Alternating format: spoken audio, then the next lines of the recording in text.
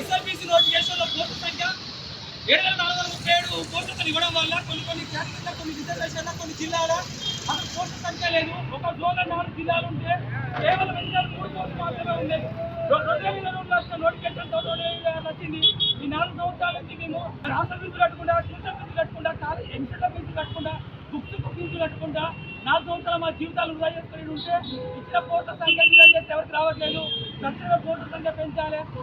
Youth డిక్లరేషన్లో కరుణార్ స్టేడియంలో ప్రియాంక గాంధీ గారు ఒక అప్లికేషన్ ఫీజుకి రూపాయి కూడా కట్టాల్సిన అవసరం లేదన్నది. అలాంటిది ఇప్పుడు ఒక 5,1,100 ఫీజుకి 1,200 రూపాయలు అప్లికేషన్ తీసుకుంటున్నారు. మూడు అప్లికేషన్ల ఫీజుకి 3,600, ఎస్ఐ 2 అప్లికేషన్ల ఫీజుకి 3,000 రూపాయలు, అంటే 6,600 రూపాయలు అప్లికేషన్ చేసిన మీ సేవా సెంటర్కి 400, మొత్తం 7,000 రూపాయలు. సగటు నిరుద్యోగి 7,000 రూపాయలు ఎక్కడి నుంచి ఇస్తాడు? 7,000 రూపాయలతో అప్లికేషన్ పరిస్థితులు జరిపోతుంది. కాంగ్రెస్ మేనిఫెస్టోలో భగవద్గీతగా భావించే మేనిఫెస్టోలో 1 రూపాయి కూడా కట్టాల్సిన అవసరం లేదని చెప్పిండు. ఈ రోజు మా దానికి ఫీజులు వేల కోటికి దండుకుంటాళ్ళు. అట్లనే ఎస్ఐపీసీ వయసు పెంచాలని చెప్పి 4 సంవత్సరానికి మేము జీవితాలు వృధా చేసుకొని ఇక్కడ ఉంటే ఆ వయసు క్రాస్ అయిపోయింది.